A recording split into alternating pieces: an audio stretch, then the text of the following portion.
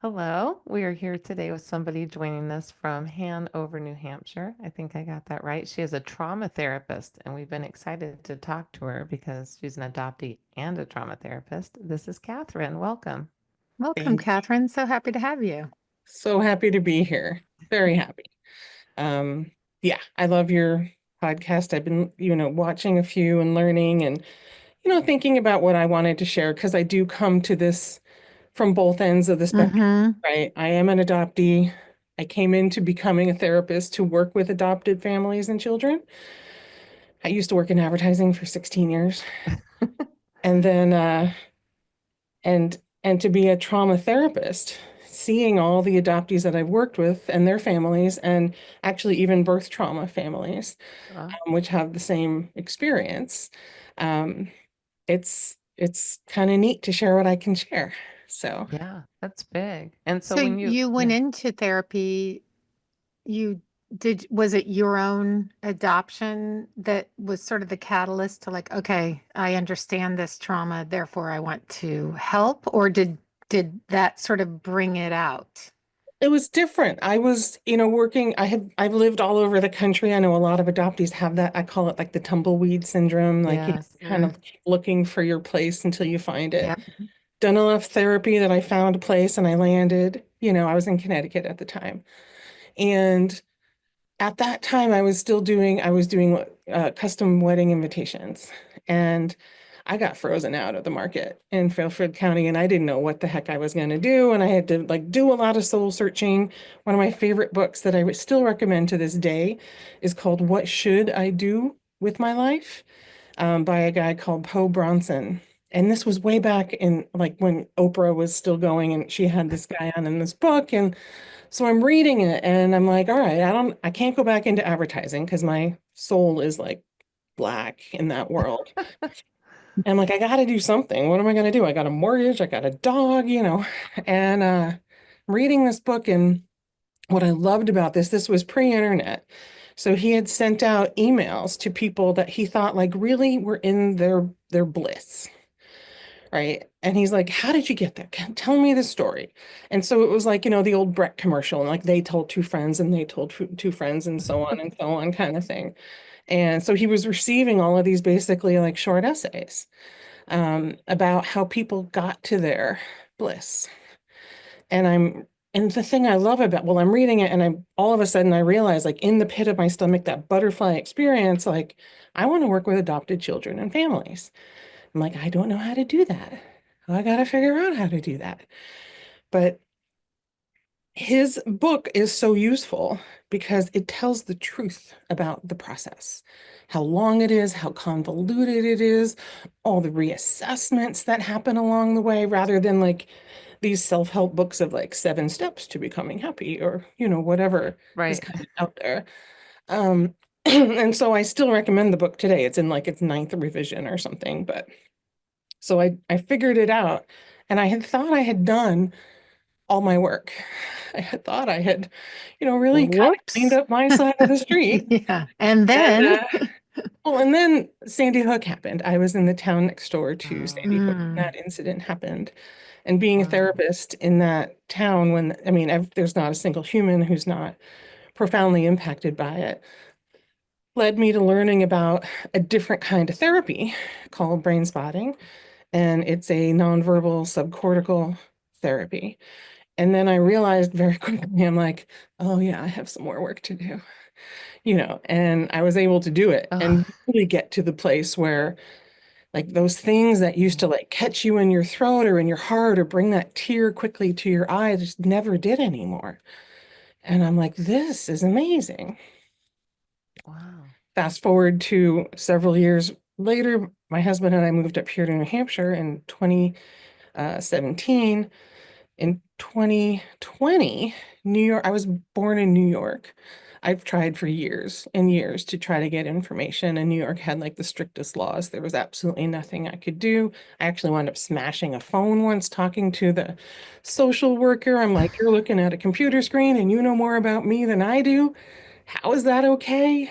You know, hmm Yeah. losing it. Um, and New York passed the adoptee rights bill that and so that I could get my original birth certificate. January 1 applied for it. It came in I wrote down the date, March. March 16th.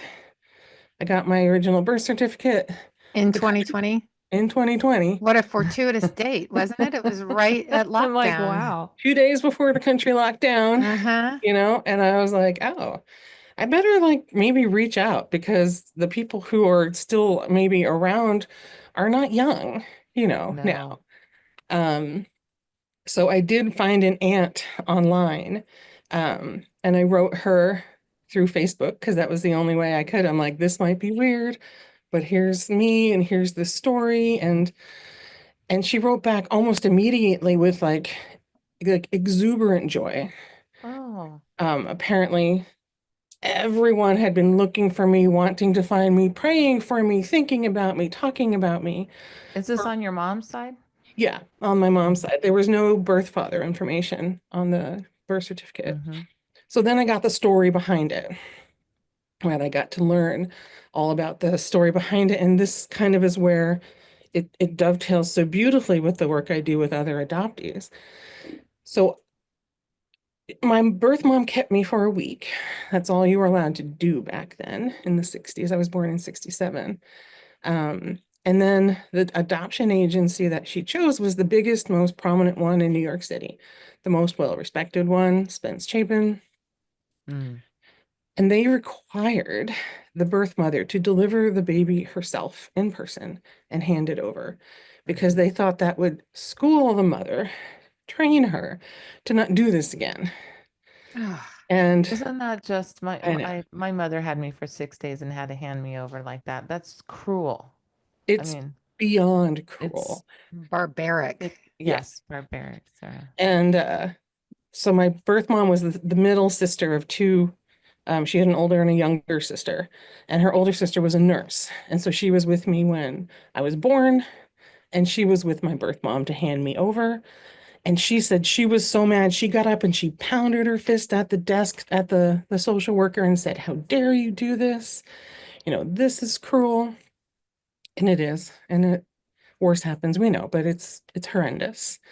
And Mm-hmm. then I was put in a foster home for, I guess, 2.5 weeks before my parents adopted me. Um, but I had 3 homes before I was, a month old. Hmm. I was Again, three, that's part of that 60s scoop era. yeah. But now I know the story. My birth mom wanted me more than anything on the planet.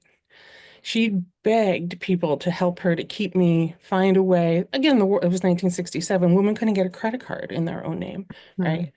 So, my birth Yeah. father, she was head over heels in love with, and when she told him she was pregnant, he said, "Never contact me again," disappeared, and Oh. And how old was she?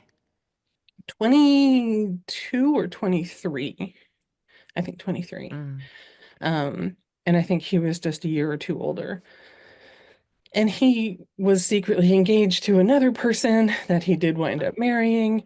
And I have a half brother now that I finally figured out about as well. I just met this Christmas. So Oh, recent, recent. very recent. But knowing that first week, well, her gestation, she wanted me desperately. She was head over heels in love with him. And apparently now I know all sorts of things. He's a kind of a low down, dirty dog, you know. Yeah. Affairs was his favorite pastime, apparently. Um, but I think that changes our attachment from our gestation. And Yeah. that's the thing that I see with clients, and I don't know if that's the thing I can add, Yeah, which can you is, expound on that by what Yes. you mean? so the trauma work that I do is epigenetic oriented too. So it Hmm. goes back multiple generations. We're always carrying 3 generations no matter what, because we were inside our mother, who was inside our grandmother, right? A woman is born with all of her eggs. And so you as a little egg were in your grandmother. So we've got a minimum 3 generations like immediately available in our cells, in our DNA, in our knowingness of ourself. and then you can go further easily, but you've got that, and there's a knowingness in that. And that's what these kind of nonverbal subcortical therapies can tap into, which is trusting that innate cellular wisdom and listening to it differently, and then allowing it to process and move and release kind of the wounds differently. Yeah. And so I always knew, my birth mother's favorite song. I didn't know it, but I always knew whenever I heard it's that song Windy, who's Yeah. Mm-hmm. I, I can't sing, so I'm not gonna do that. I always knew it. Every time I heard it, I'm like, this was her favorite song. I know it. And then when I finally got to talk to my birth aunts, I asked one of them, I was really nervous, and I'm like, okay, I'm going to ask a really strange question. If I bring up this song, what does it mean to you? And as soon as I said it, the younger aunt, she's like, oh my God, that was your mother's favorite song. She sang it constantly. And I'm like, I knew it. I've always known that. Wow. And I think we all have that. I mean, you're kind of blowing my mind. I had a song played at my wedding that was my mom's favorite song, and they buried her to it. I never knew her, but they're Hmm. like, "How do you not? Did you know that was her song?" I mean, these weird. The I think gestational thing. it's the knowingness. You don't, I call it marinating someone for 40 weeks, and you're, not left with a lot of residue, right? Yeah. And so I've always known that. And then, my Aunt Roz was like, yep, that was her favorite song. Like, I knew it. So she was not still living. That's. She had died in 2018. Oh Oof. man. Yeah. But I also now think that, because of my attachment stuff, right? Like, again, there's no such thing as being an adoptee without attachment stuff, right? Um, like Thank you for saying that. there's just no such thing without it. I just think that, my mom was not doing well. She'd been battling bladder cancer for 20 years, and my part of the reason my husband moved to New Hampshire would just be next to my parents and enjoy them while we could. Um, and I think it would have been too complicated emotionally for me. My attachment things, like my mom is dying, but here's this other person who's always wanted me, and like, how do I didn't know that then, but I know that now. And I'm thinking there might have been something fortuitous, in her having passed, me being able to, process my mom's passing. She died at the end of 2023. No, wait, 2021. Sorry. Um, I think I just needed that time, to be with my mom and dad here. Yeah. And again, even now, I have these two aunts. I have two cousins on my birth mom's side. I have a half brother on my birth father's side. My birth father died. Also, they both died. Both birth parents died at 72. Really? Um, So Wow. you weren't able to meet him either. yeah, no, but I look just like my half brother. I mean, I'm like, wow, and my birth father. And where does your half brother live? He is in Connecticut. He has a Oh, family. so He's you're in Connecticut. close. It's not too Yeah. far. So we Yeah, saw them. relatively. Yeah, we went to their house for brunch this in between Christmas and New Year's this year. And it was amazing, as everyone knows, right? To be around someone who looks like you. No one's Mm. ever looked like me. Yeah. This nose, these ears, this crazy chin, right? Like exactly the same, except he's like 6'7". You know, I am the shortest person in my family, and I'm 5'10". So big. Catherine, were you How, in? Oh, go ahead, Sarah. oh, I just wanted to know how, obviously, if you moved to New Hampshire to be near your parents, you had a close adoptive Yeah, I was family. gonna ask the I same. I won the lottery with my parents, and I know that, and I know it's a rare story. Yeah. I really do know that because I've worked with so many hundreds of adoptees now, over 20 years of, being a therapist. And I did. I won the lottery. Like, they are smart and grounded and open, and they wanted to know just as badly as I did around Oh, adoption stuff and birth parent stuff. And we're just open and curious all the time. Like, there was no complicated anything, and they weren't abusive, and they weren't addicted, and they weren't, my dad yeah. still lives right now up the road half a mile, He's 95. He just turned 95. 95. Um, so I've got, I like how you said that though. You won the lottery. I had really great parents too, but it is such a who you go home with, yeah, yeah, isn't it? It's just who you go home with. and that whole theory of like I was chosen. I'm like, no, I wasn't. Someone handed me to you. You didn't choose me. It's not like you went to the grocery store and you went up and down the aisles and you picked me, Yeah. That's like how it feels when they say that. Yeah. yeah, I'm like, no, they ordered me. I used to joke with my mom in high school, like they ordered me tall. They ordered me with brown hair because they were both tall with brown hair. They wanted me to fit in a bit. And Did you have adoptive siblings? so I do have an adopted brother as well, who is the opposite end of the spectrum from me. So he is very angry and very estranged and very, very, very, it's very heartbreaking. Yeah. He We didn't get him till he was 2. And I think he'd been in and out of being a ward of the state and parents, and there was addiction, there were court cases, there was, he didn't have a, snowball's chance in hell kind of thing Mm. with those first. Because we know the first 2 months of life is when the brain is the most open.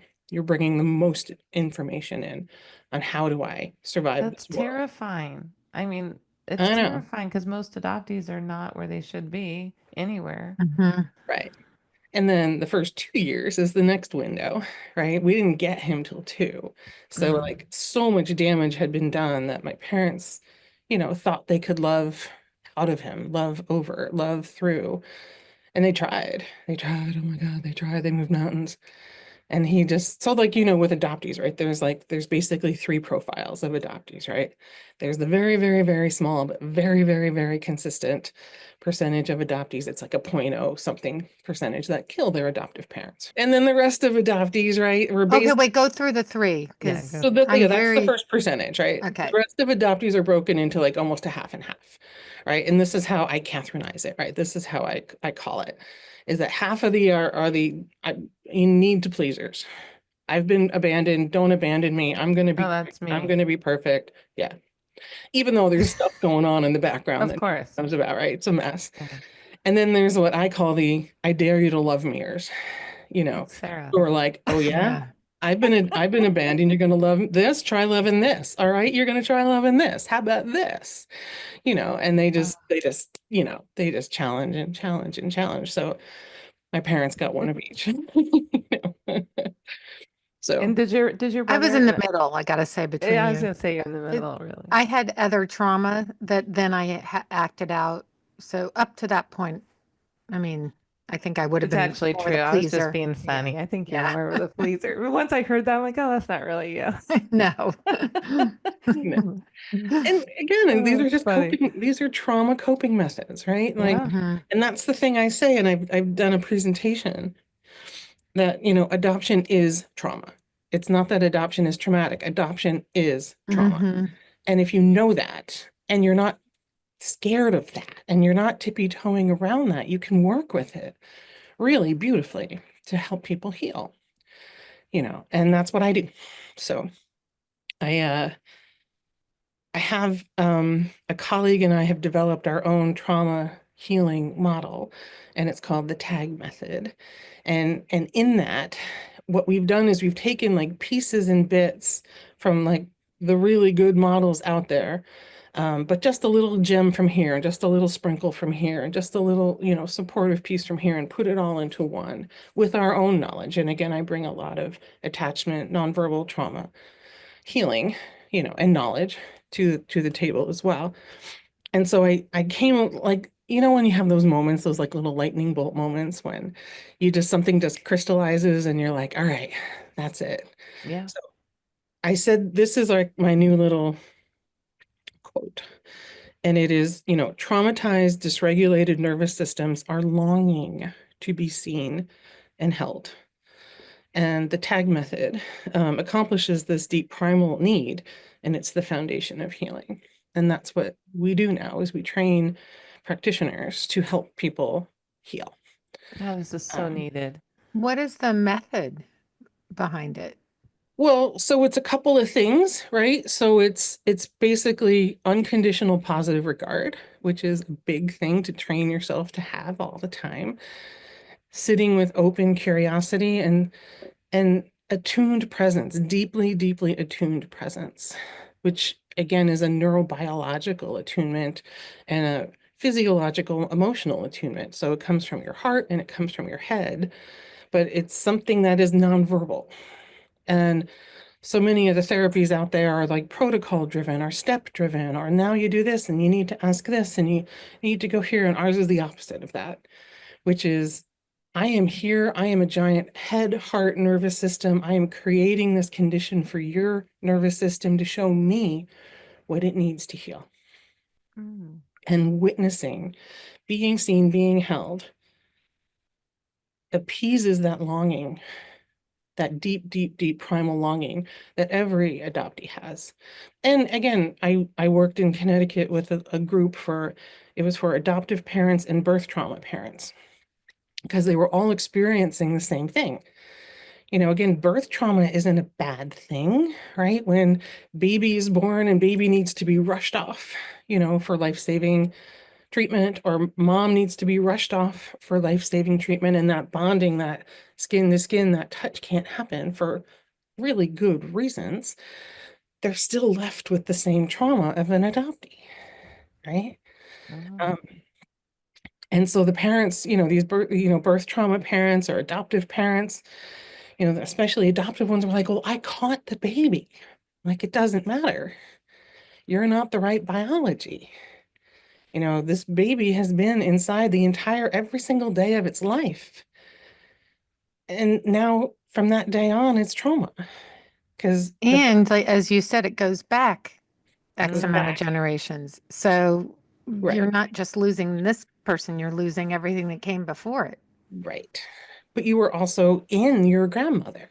And so Hmm. what were her traumas? What was her gestation story like? What was her trials and tribulations, right? And so when you can, be with these and know these and just have these in the room as not like something you talk about, but something you're just aware of, different things happen. And the Mm-hmm. brain is a self-healing mechanism, and it knows what it needs to do to heal.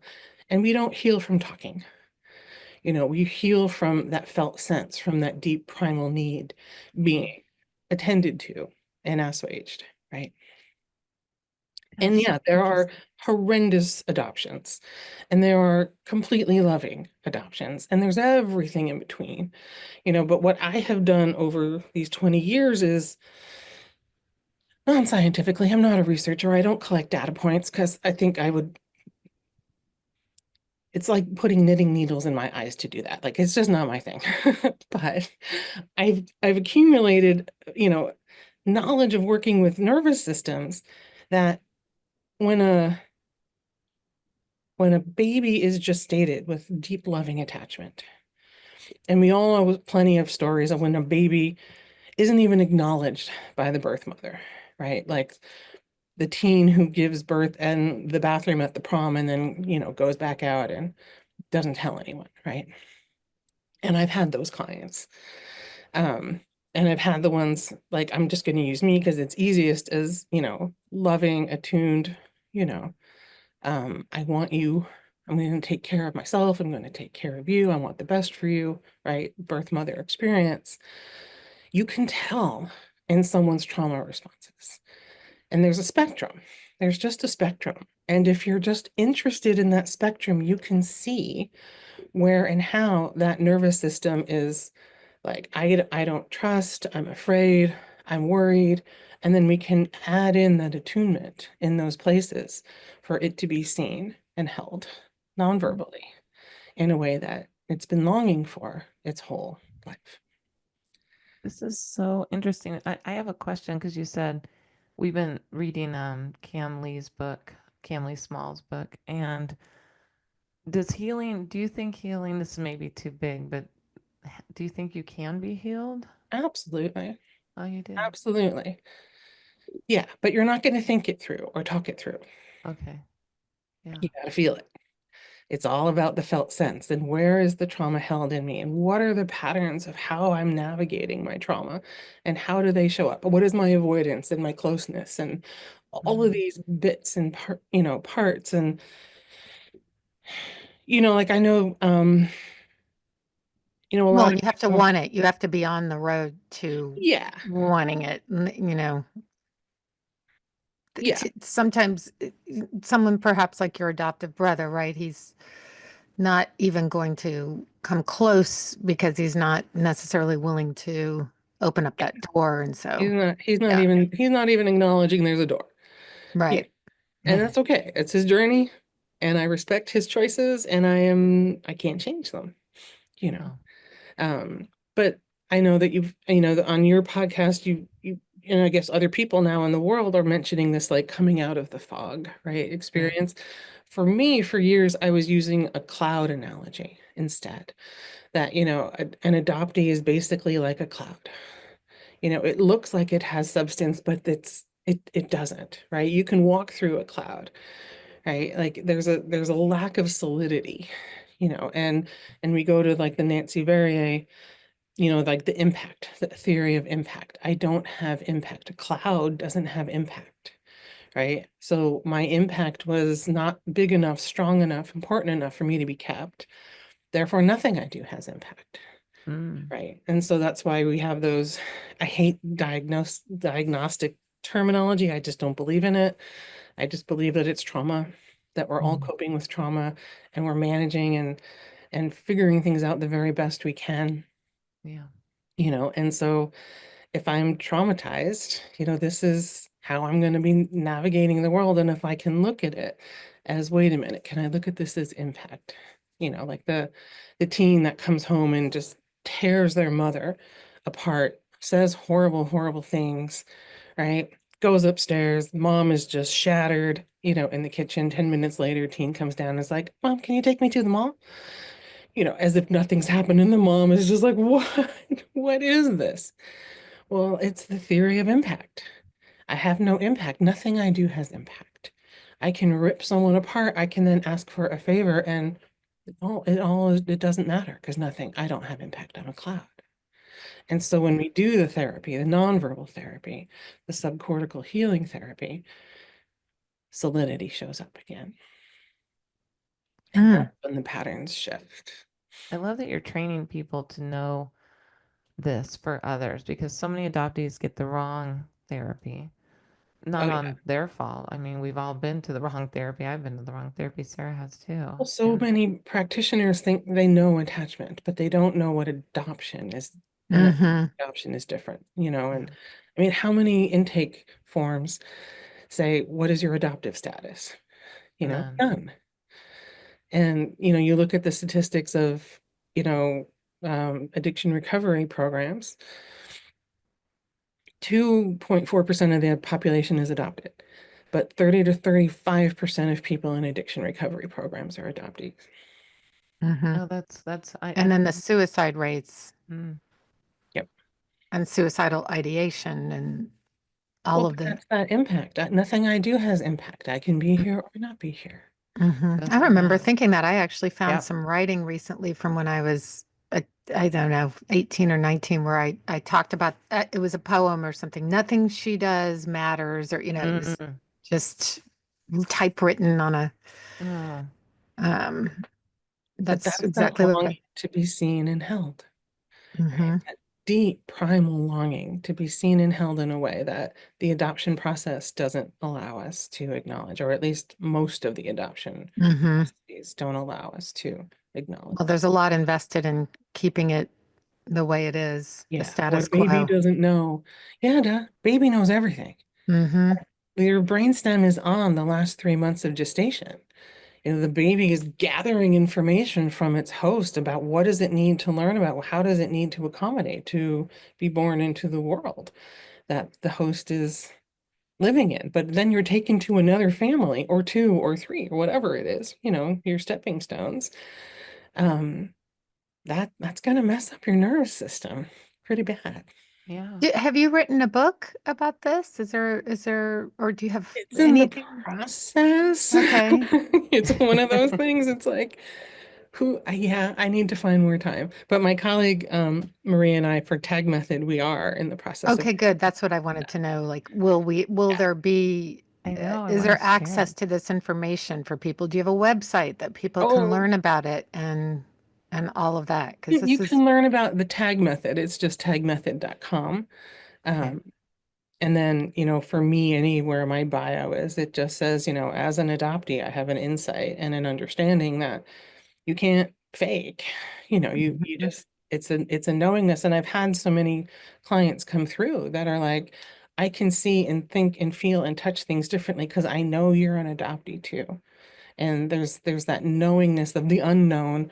That's soothing to the nervous system on a certain level. It makes sense. We have these live events and we have adoptee groups that Sarah and I are involved in. And when we're in them, we just all know each other. It's just so comfortable. And we always say it's community and the understanding, but it really is a cellular knowing, right? Yeah. It's so deep. It's like we just get each other. I was Never. reading something this morning, and I can't remember even what it was. It was my New York Times newsletter, and somebody had said they were someplace and they were both Canadians. I think it was someone talking about meeting Bernie Taupin and that they immediately connected. He's like, because Canadians are such a small, that we just automatically connect to each other. And it made me think of Yeah. adoptees like, oh yeah, you go, we're a small percentage. You feel comfortable. And Hmm. wow, this has And been really eye-opening, Catherine. It's been I know it's the work you're doing is so big. I mean, we're so excited to important. have you for this. Yeah. And it's once you again give yourself permission to know that adoption is trauma, even though most of it is not malintended, even though most of it is not vicious and undercutting. Like people get pregnant in the 60s, 70s, you weren't allowed to keep your baby for the most part. Okay, let's do the next best thing. Because there Hmm. are plenty of intact families that are atrocious, right? That are absolutely horrific and horrendous. So it's not that one is better than the other. It's just that they are entirely different in their foundations. And if you know the foundation, if you work from the reality of the foundation, you're going to navigate it much more smoothly than I if, do. I have a curious question about your adoptee clients. Mhm. What is the percentage of adoptees that actually go into a consistently good Oh, that's a good family? question. That's why I say I won the lottery. It's kind of a low Not many. percentage. Yeah. It's a lower percentage, right? Yeah. Again, I Hmm. worked in Connecticut and New Hampshire. I have clients in Connecticut, New Hampshire, Vermont, Maine. Don't know all the people in all the world.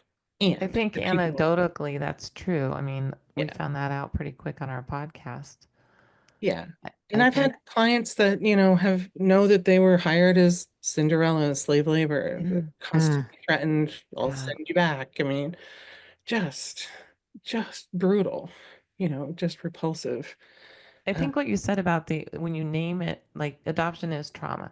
is The trauma. problem is when we put out that language to the world, people then shut Yeah, down like, oh, that's just angry people because my friend I'm so not and so. angry at all. Right, but you can be like just knowing it. If you name something, it's not scary, just what you said. And it's such an uphill battle in this society to be like, okay, let's just say what it is. Any other trauma is just named and you deal with it, and there's no shame. It's a strange pushback, isn't it? I call it, I'm full of metaphors, right? Because I worked in advertising for 16 Right. years.